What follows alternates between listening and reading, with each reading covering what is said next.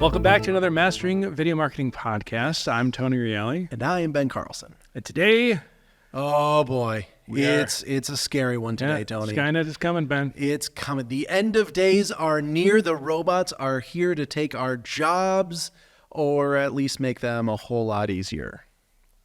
Is that what you like? Yeah. So today we are going to be discussing how AI has played an incredible role in the developments in AI have played an incredible role in our filmmaking, from concepting all the way through editing, and some of the tools that you as fellow creators don't have to run from, but should really be employing to be able to optimize your workflow, increase your profitability, and your efficiency as you're going through the creative process. Yeah. Now, I'm going to be 100% honest in saying that, like, this is by no means a comprehensive list of every AI tool out there. Right.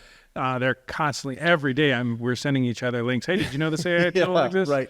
And then we're also seeing the transition happening where, like, major brands are, I don't want to say playing catch up, but they're leapfrogging. Sure. Like Midjourney, which we're going to talk about, great AI image generator. And then when you see what Adobe has coming with Firefly and some of the other stuff, it's like, oh my gosh, that's probably going to put Midjourney out of business. Sure. In a manner of speaking. So, we're going to talk about what we're doing today. This is, August 2023, and I guarantee you in a month or two, things are going to change. But the fundamentals of how we're incorporating this, I don't think that's going to change as much. Right.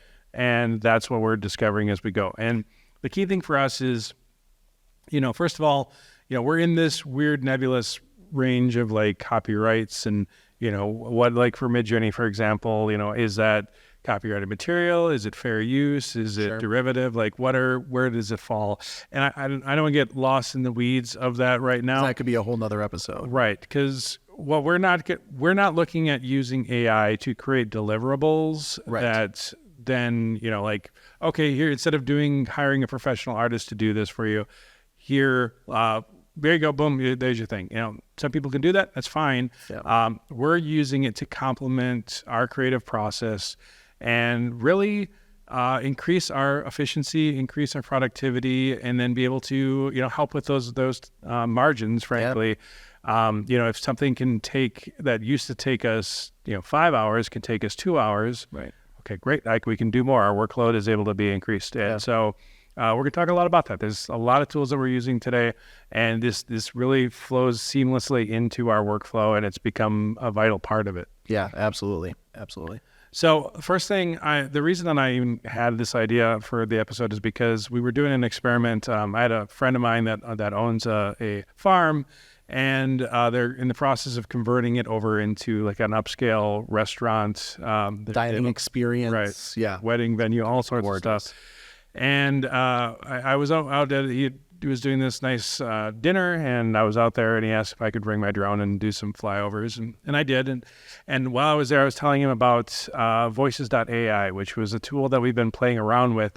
We're doing, some of our clients are video game developers, and we're trying to come up with consistent, fun ideas that are goofy and clever. Yeah. And so having Voices.ai is a tool where you can do a narration of something, and then you can choose different voiceovers to put over the top of it. It's not perfect, and sometimes you get the digital effect, but if you do a good impression and you're in the right register, it can do a really, really good job.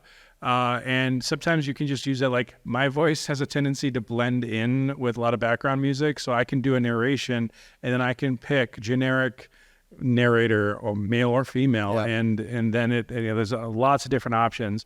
But you can also pick like some celebrity voices, Sir Patrick Stewart, Morgan Freeman, Tom Hanks, all sorts of fun voices. But you have to do a good job. Like, you can't just talk normally and then hit Patrick Stewart and all of a sudden it has a British accent. Like, you need to do the best impersonation you can. Fun tool to play around with. And for social media stuff too, like sometimes we'll have Master Chief hopping on saying something, or Sonic the Hedgehog. That's a fun one. Tons of fun with that. So anyways, I was telling him about that. And he said, hey, can you just take some of that footage you shot and do like a Morgan Freeman video for me? And I was like, just in our free time, we'll just pop out a whole other production time. But it was like Friday evening. It was like 3:00, and I'm like about to leave the office. I'm like, I wonder how fast I could do this. So I hop in ChatGPT and I gave it the prompt, explained what their farm was like, the environment, the venue, the food, what type of livestock that they have there, everything like that. I described it, and then I said, now narrate this in 60 seconds, and as if you were Morgan Freeman. And it gave a very artistic, very good, and I didn't tweak it too much. I was just like, all right, I'll take that. I hopped in there. I actually watched a couple Morgan Freeman videos so I could get the cadence of his voice in my head. I hopped over to voices.ai, did the read, and then I took that and threw it through an audio enhancer, which we're going to talk about a little bit later. But that cleaned it up and really did a pretty good job. Hopped on Envato Elements, took a stock music clip, threw it on there, did some crossfades. Took me 30 minutes from, hey, can you do this for me, to uploading. And he was like in shock. He's like, okay, how did you do this? Let's be honest, you were in shock. I was in shock. I was telling you, I'm like, Ben, this looks pretty good. Granted, I shot nice footage, but like the tone, the energy, it was like, this is a really good, enjoyable video that took me 30 minutes to make instead of 2-3 days of editing and writing and testing. Finding a voice actor. Yeah. So I might do an episode of NextWaveDV just talking about that process and the novelty of it. But, it just was like, we're using AI more and more. And we just want to kind of share that experience, because it's fun to see how this can really open up possibilities. Right. One fundamental tool that we're using is Fireflies, which, not to be confused with Adobe Firefly, but Fireflies.ai is an app that you basically invite to your Google Meetings, and it will transcribe the meeting, which is great. But it'll also then say, all right, this person talked this percentage, that person talked that percentage. It'll keep the complete audio transcript of it. You can search anything in the meeting. It then creates minutes and bullet points from each meeting.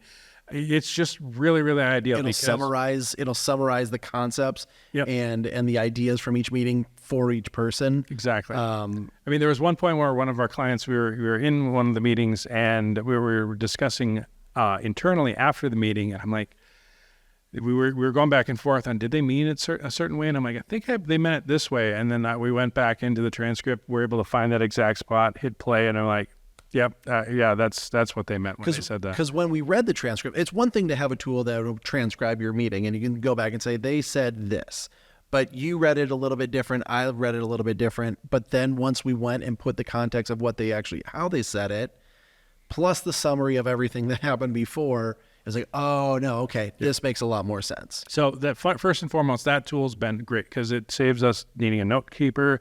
It saves us not having to remember, hey, what did we talk about in that meeting? Because sometimes it's like, I'll remember this meeting. It's not a problem. And then 2 weeks later, you're like, what did they say? Or we take our bullet notes and it's like, pizza party.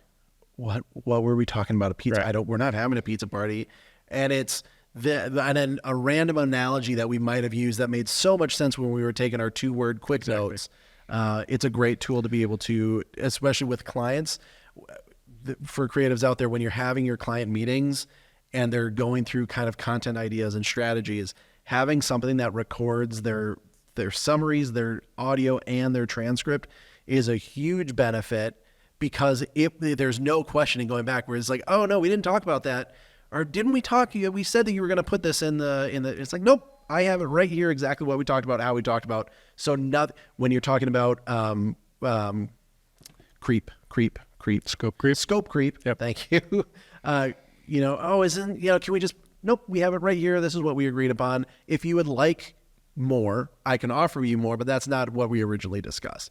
It is the perfect way to cover your behind as you're going through clients. Yeah, and you can use tools like then ChatGPT and even say, take that summary of the proposal or of the conversation and say, turn this into a proposal. Yeah. So there's and a lot of that, what it breaks down to is prompt engineering. So you may or may not have heard this term, but that's the future of AI, is really understanding not just having the tool, but knowing how to use it. And the better you get at prompt engineering, the better your results you're going to get. Yeah. Like if I say to ChatGPT, give me a script for a casino ad. Yeah. Or if I say, imagine you are the top marketing agency in the US, you're creating an ad for a casino that is in this region, that this is the target audience. You list out all these things and then come up with 3 concepts for an ad. Yeah. You're going to get very, very different results. So I know there's a lot of pushback, and we're probably going to get pushback on this video of creatives saying, you're taking jobs, the jobs are still there. We still have to go through the process of discovery with our clients. Now, granted, you can still use AI to help in your discovery, but if we don't discuss exactly the messaging that we want, the audience that we're trying to target, then really the ChatGPT prompt is going to be useless. It's going to get generic. But as soon as we start taking what we've discovered and we're engaging in it, we're teaching it what we're looking for, the outcomes have been absolutely incredible. And again, not for every situation, but we've had clients that frankly couldn't afford a full-blown creative edge production, but they had a small budget, so we did exactly that. We took their messaging, we took their audience, we put it in, created a script, created the outline, tweaked it to fit what we needed, and we were able to get an incredible product that they fell in love with. I fell in love with it. It was for a local little small volunteer fire department that had no money, no budget. But what we were able to put out for them looked on par with some of the major, I was looking against Phoenix and Philadelphia, some of these bigger agencies. I would put their video up against it every day. Absolutely. And so that, coming back to like what we're using it for, is I like to approach AI or the way that I treat AI kind of like sculpting. Yeah. I've talked about this before in some of our shorts, but the idea that like when you're in the old way of using copywriting or any form of like creative tools, is you kind of start with nothing. Yeah. And you slowly build up. Like if you're in Photoshop or you're on a sketchbook and you're starting with nothing, or you're in just a Word document and you're just trying to come up with ideas. Like you're starting with nothing. Blinking cursor just staring at you as you sit there with writer's block. It is intimidating. Yeah. And sometimes that's one of the the things I always joke about, like that I like about cinematography, is at least when I walk into a room, there's something there. Sure. As opposed to every time I would boot up because my background was graphic design. Yeah. And every time I would boot up that program, I was intimidated by that blank screen all the time. Yeah. Anyways, using AI, I think of it like, so that building up is like clay sculpting, where you're starting with nothing and you're slowly adding to it and molding it. But like using AI is like taking a big slab of marble and then chipping away at it. And it gives you more than you need. And if you prompt it correctly, it will give you more than you need. And you can tell it to give you more than you need. Right. So if like the first thing that I have here is concept quantity. Yeah. Like when we're using ChatGPT, it's give me, this is the thing that I'm looking for. This is the customer that we're working with. Give me 10 ideas of a thing and make them really varying and different. Sure. Give me some comedic ideas. Give me some serious ideas. Yeah. Play around with that. And then it's like, okay, don't like that one. That one I do like, so now we're culling it. We're taking those options.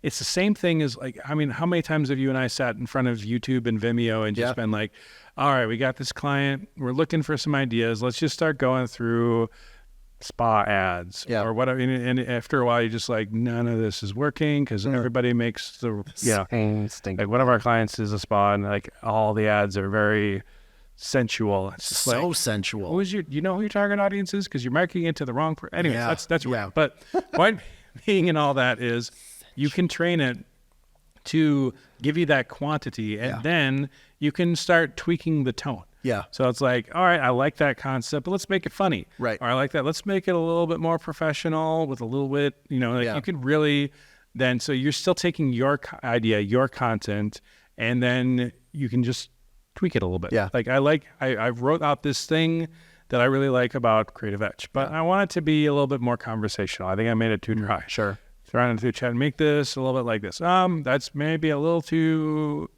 casual. Let's a little bit more professional. You can dial that in and then get iterations and changes in it. So it's still your original content. Yep. It's just helping you change the tone. And instead of having to rewrite that, the thing about being a copywriter is no matter what, it's like being an artist. Like you see a cartoon artist and they have, there's the way that Charles Schultz does Charlie Brown, and that's just his style.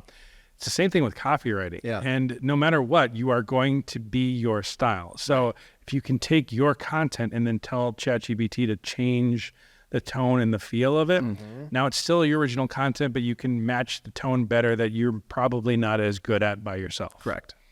And there have been many times where we haven't even used the idea that ChatGPT gave, but just like any writer's room where there's no such thing as a bad idea, it prompts and sparks creativity. And it's like, so we had this, what if we try in this direction? And then it's launched into its own concept and its own, and some of it we've gone back to ChatGPT and say, help us here. Other times it's like, oh, we got it. Let's just start filling this out. And to your point, like if you ever watch the behind the scenes on writers' rooms or you hear their conversation, they're throwing so much against the wall.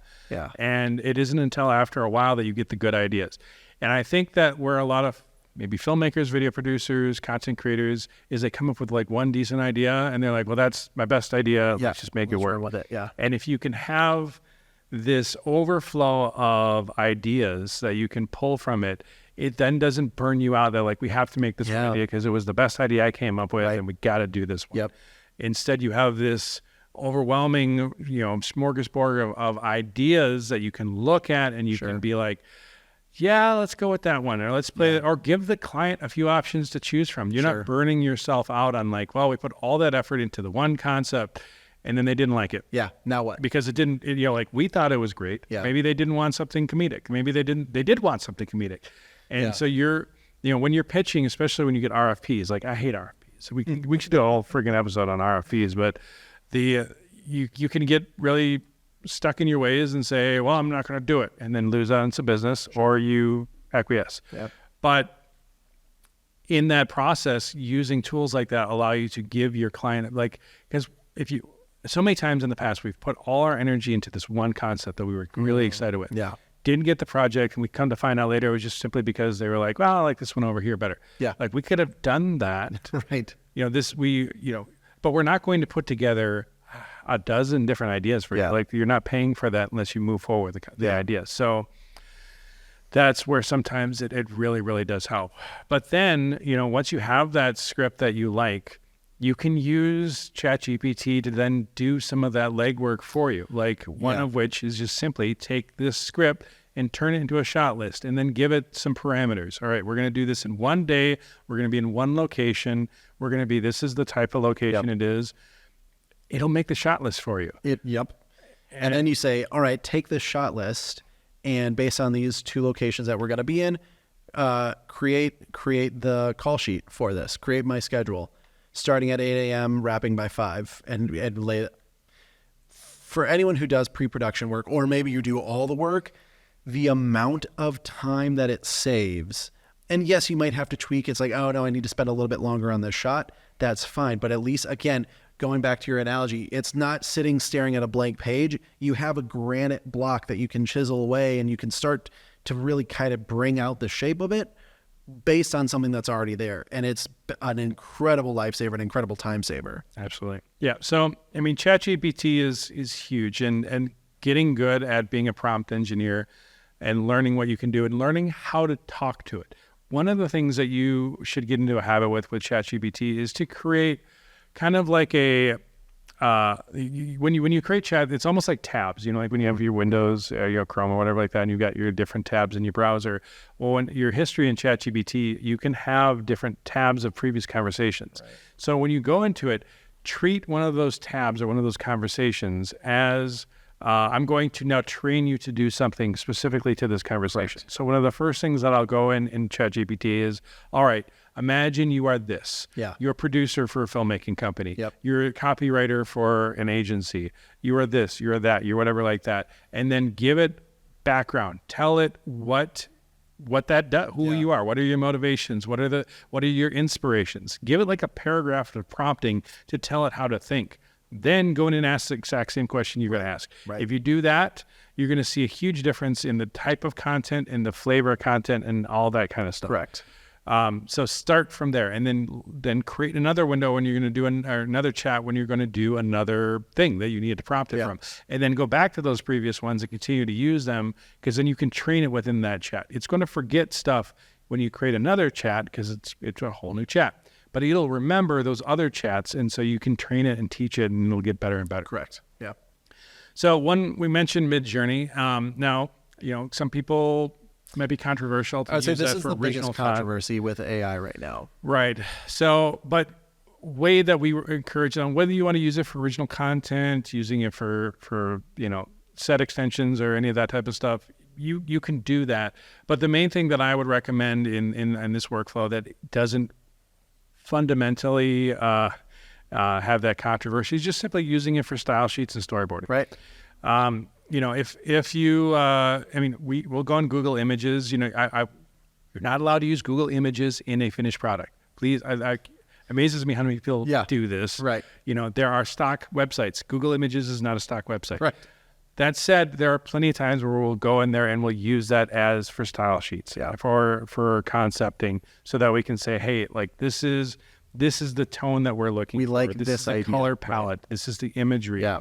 A style sheet, if you aren't currently using style sheets for your projects, you need to do that. It comes way before the storyboarding, and it should go alongside the general concepts. Whether you're doing a script or whether you're doing an outline of a concept, you need to have a style sheet, because that is there to really set the tone.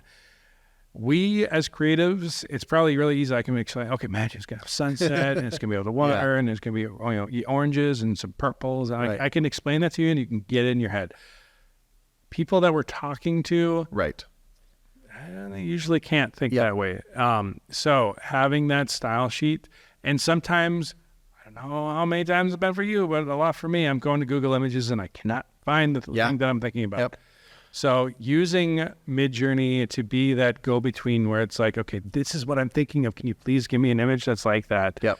That's how I've been treating it. And coming back to prompt engineering, you can also prompt engineer your photo. So I like this about the photo. Can we change this element?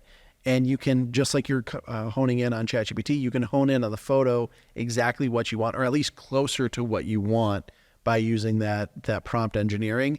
And within a couple revisions, about the same time that I would say it would take to search through several pages of Google Images, you can have something that's darn close to exactly what you're, with color, with feel, with tone, with the warmth, the subject matter. You can have a lot going on in a photo that you're able to just prompt Mid-Journey into. Right. And again, this is about saving time. This is about increasing efficiency and productivity. If you don't have to spend countless hours scouring the internet to find something, if you can really reduce your workload, because I think a lot of video production companies, filmmakers, they give away the farm too much when it comes to pre-production. Sure. They're just excited to get the projects. Yep. Some people don't charge pre-production. I mean, when we were first starting, it took us a while to realize, like, oh, we should probably charge for this. Yeah, heck yeah. Charge for pre-production. Yeah, exactly. You are putting the time in. Find clients that are willing to pay for your creativity. And if you're following the behind the scenes of our journey and seeing all the stuff that we talk about for short form content in our Video Pathfinder system, you'll see that we talk a lot about the need to do client discovery, to concept development, to understand your target audience, understand the customer journey. Again, this is more for corporate videos and social media content, that type of stuff. But if you don't know what we're talking about, check out the Video Pathfinder system. Videopathfinder.com is our free webinar. Free. 43 minutes of glorious information. Awesome information that will guide you into a effective social media strategy for your business. Correct. But jumping back into AI, another tool that we've been playing around with, I mentioned Adobe's Firefly. Not to be confused with Fireflies, which is the other chat or note-taking meeting app. Adobe Firefly is their platform, I guess, for AI, because it's right now in Photoshop, but they plan on adding additional tools across all the platforms eventually. There's some in Lightroom already. Yeah, and I'm eager to see what they do in Premiere eventually.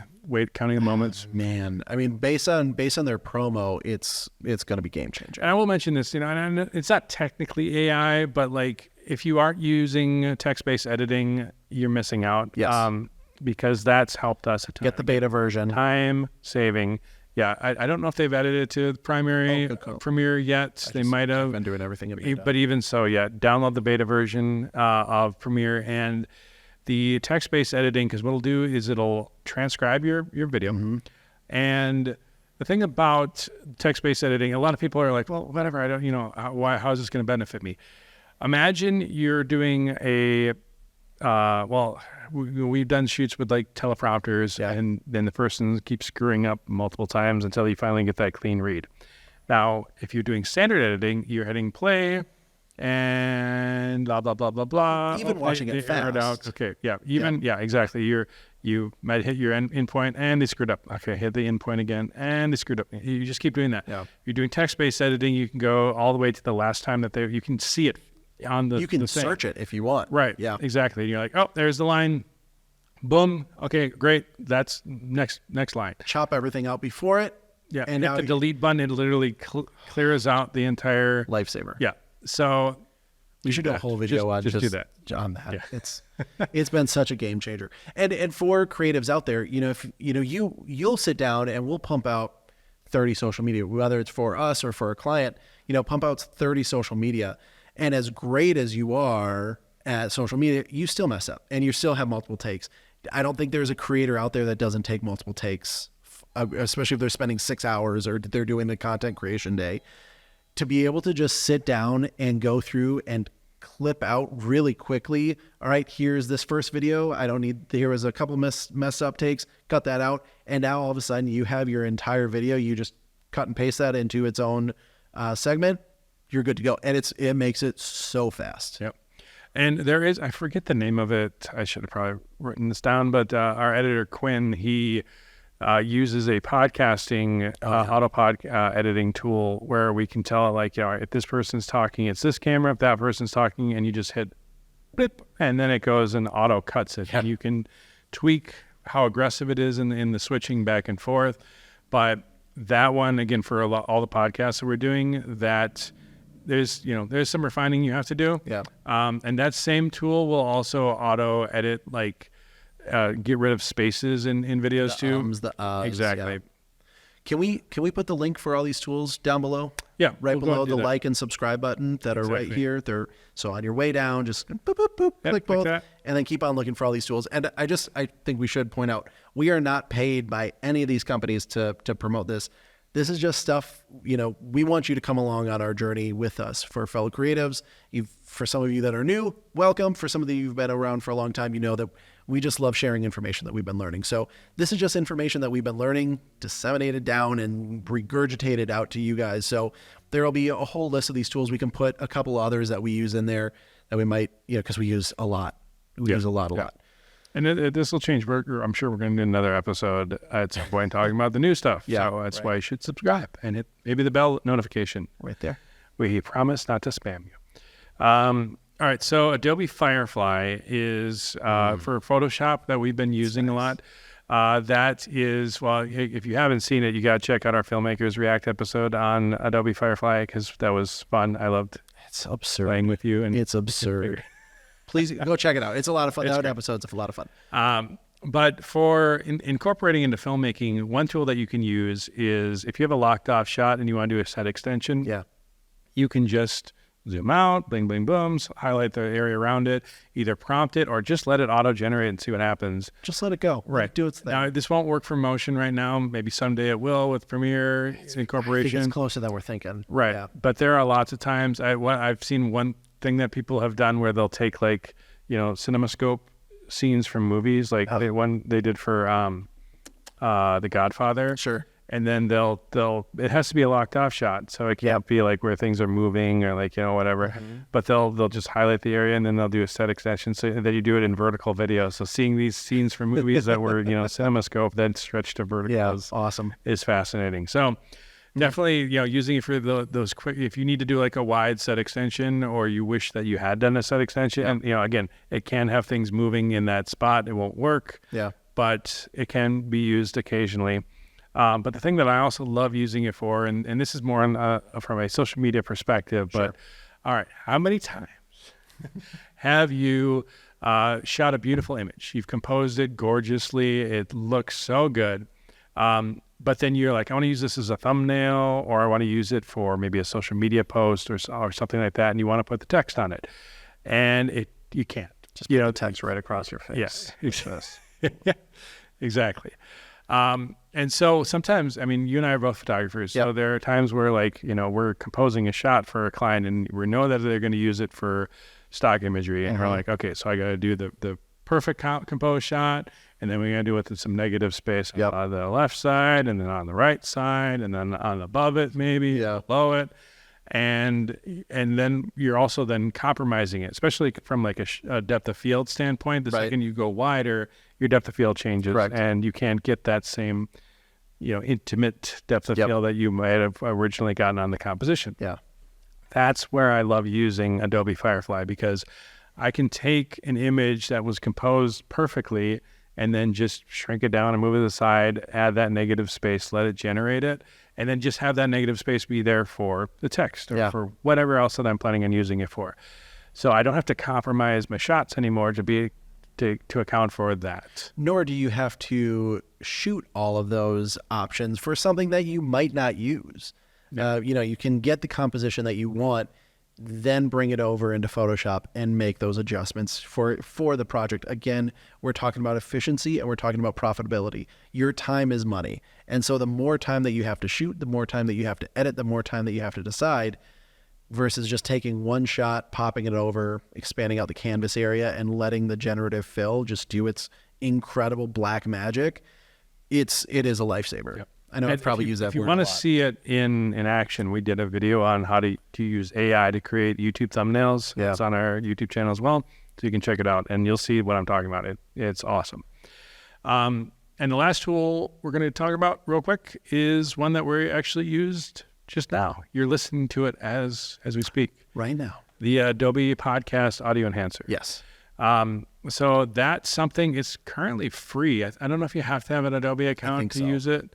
So assuming that you do, you can just upload audio to that. And so when we did voices.ai, sometimes you get like some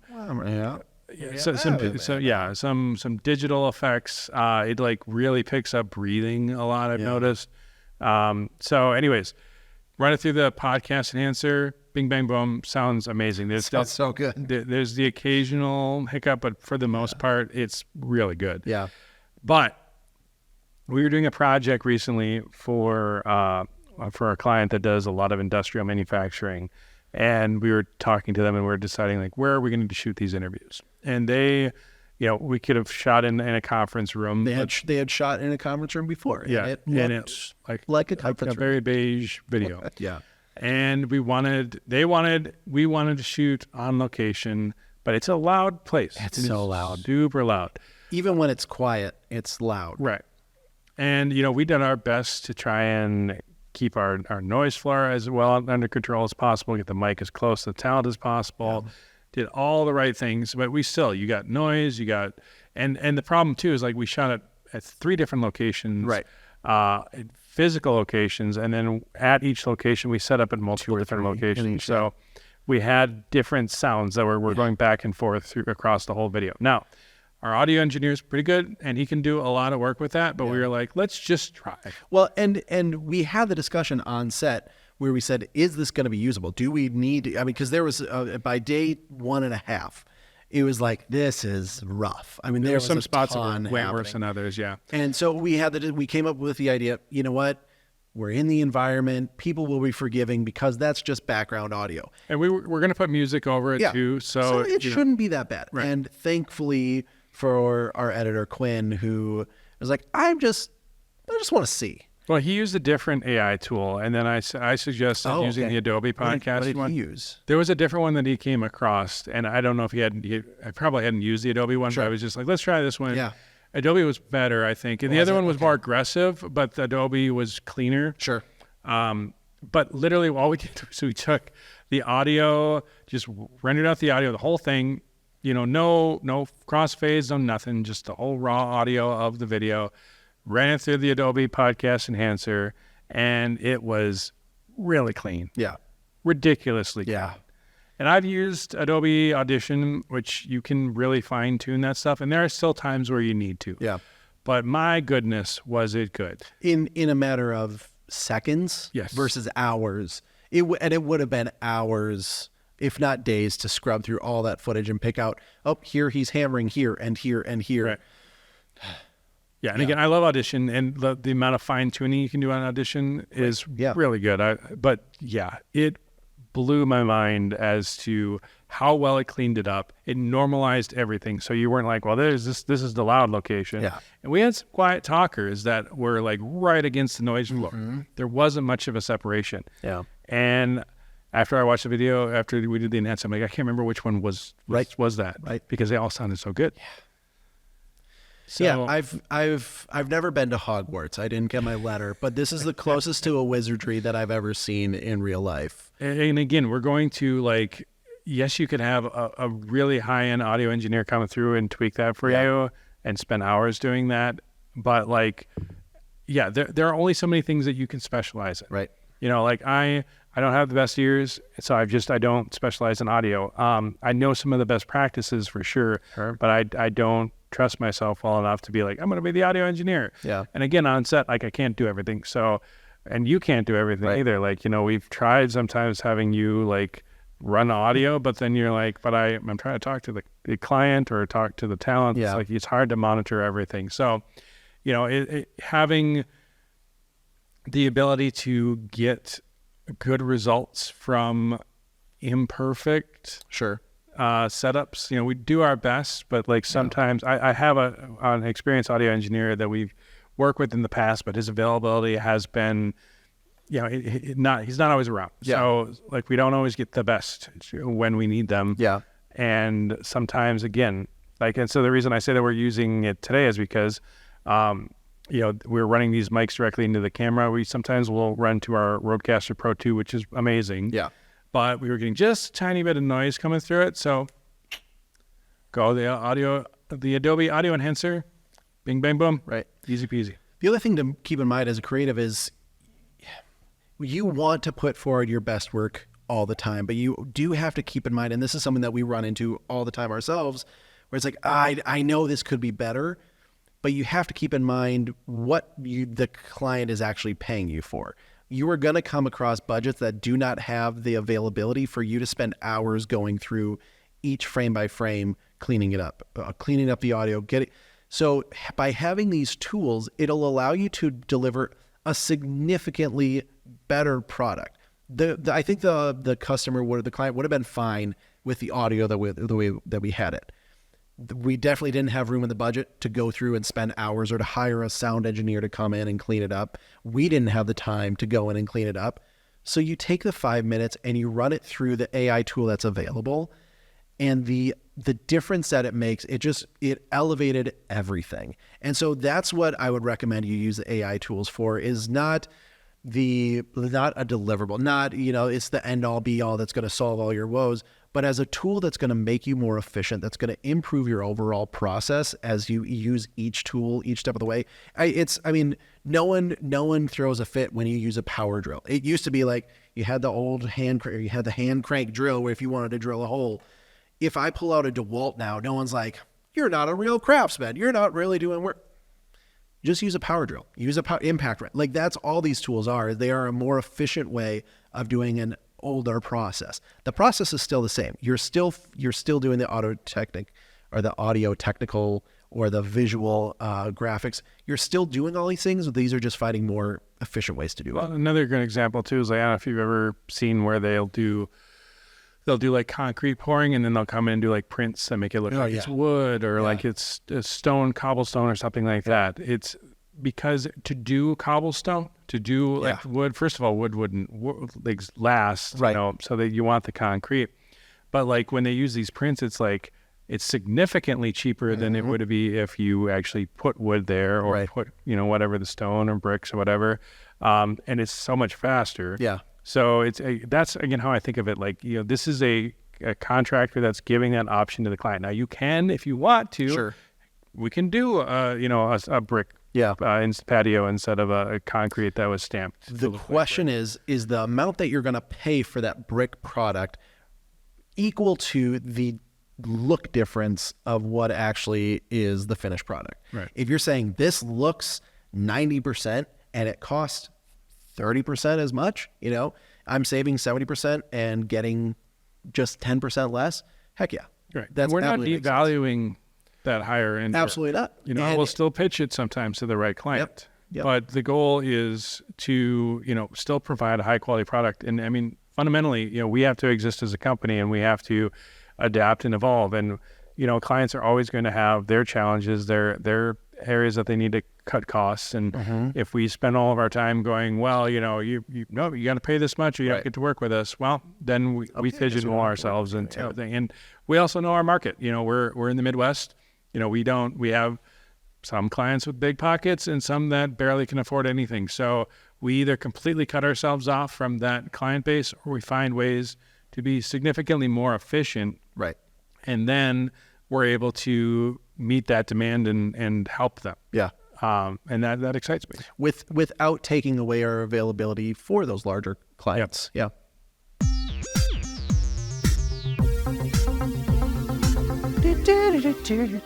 Pop culture corner. All right. Well, Picard, did we talk, or not Picard, Strange New Worlds. Did we talk about the end of Strange New Worlds? We have not. Okay. So, ended pretty good. Season 2 was amazing. I loved it. Lots of great episodes. Super strong. I don't think there was a bad episode. There were ones that I like better than others. But I don't think they had a single bad episode in the whole season. Yeah. So, awesome. The season 2 ended up with a bit of a cliffhanger. I was thinking we've got a flight coming up.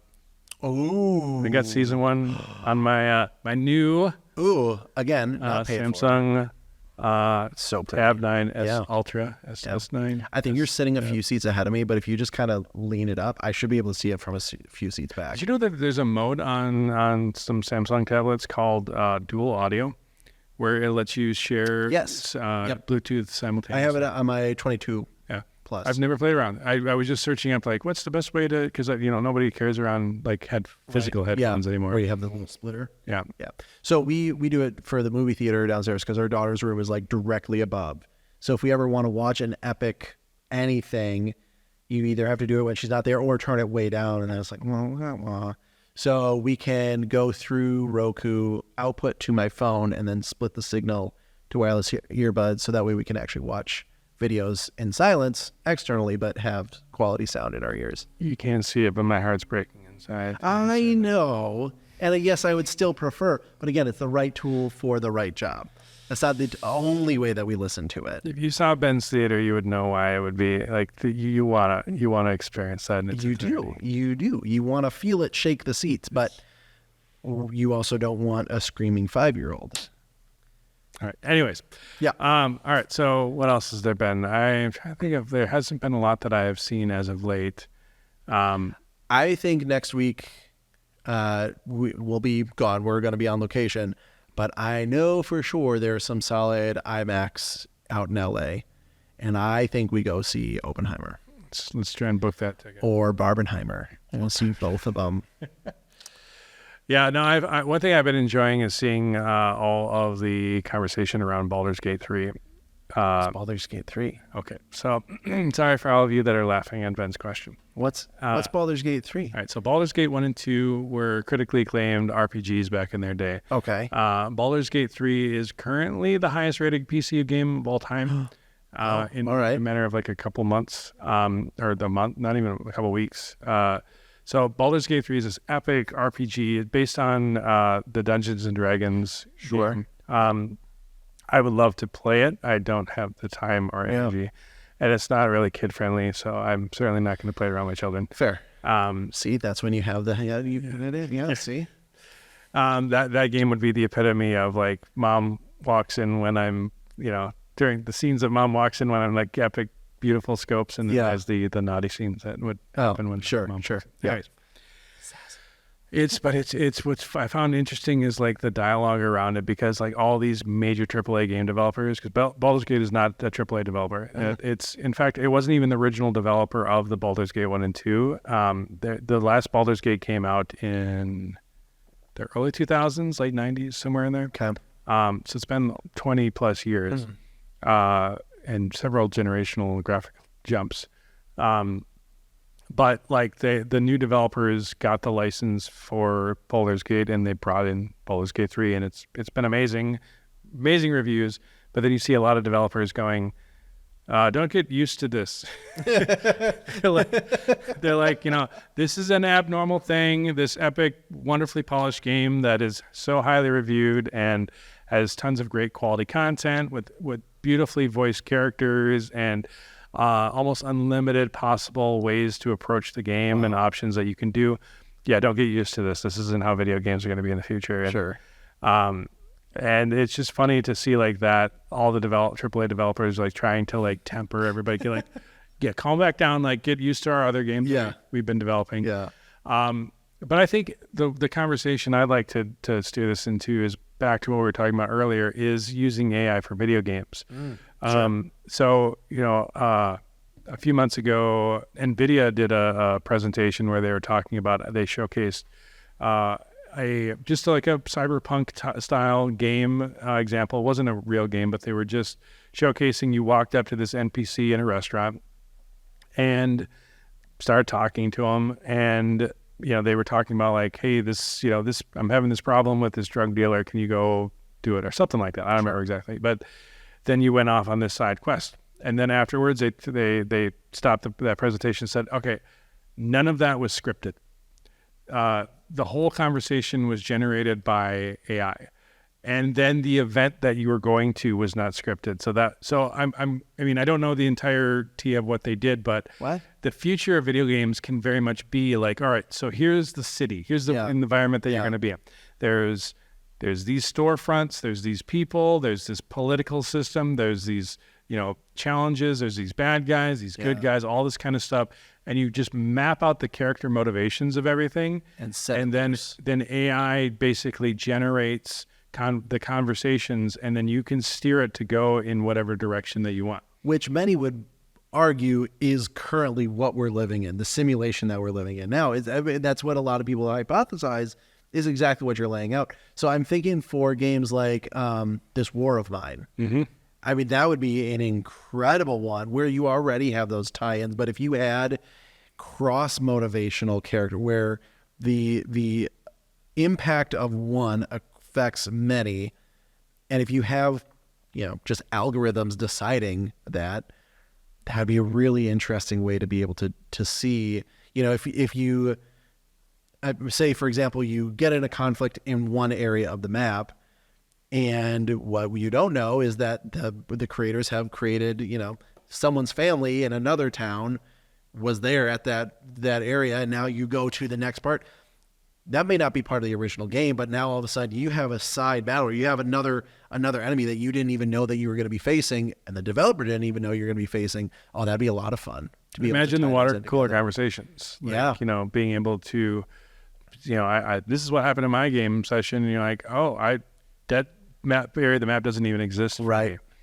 Oh, wow. Yeah. So, I just find that we're way in the early days of but it'll be crazy to think about like that level of realism coming to gameplay. We're always looking at like new graphics and new particle effects and new lighting and, DLSS this and I'm curious to see how AI can really enhance the immersion of the world, of the storytelling, the replayability of a game, like if you have a game of the robustness of Baldur's Gate that you could then infinitely replay, because every time that you went in there, it would take you like a completely different journey and a different storyline and everything.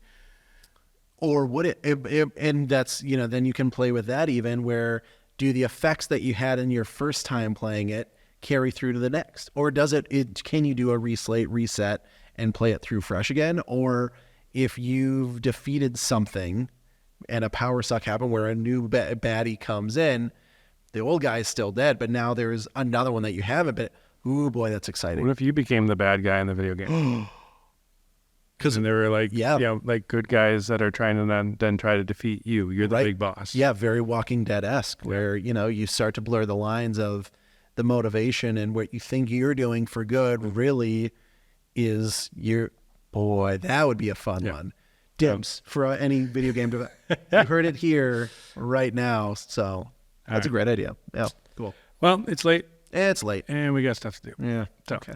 thanks for watching, everybody. Thank you so much. I hope you found some insights. And hey, if there are any AI tools that you're using, leave those in the comments. Please let us know. Let us Yeah. know. We're always learning new stuff, and there's so much out there. So we'd love to hear from you. Yeah.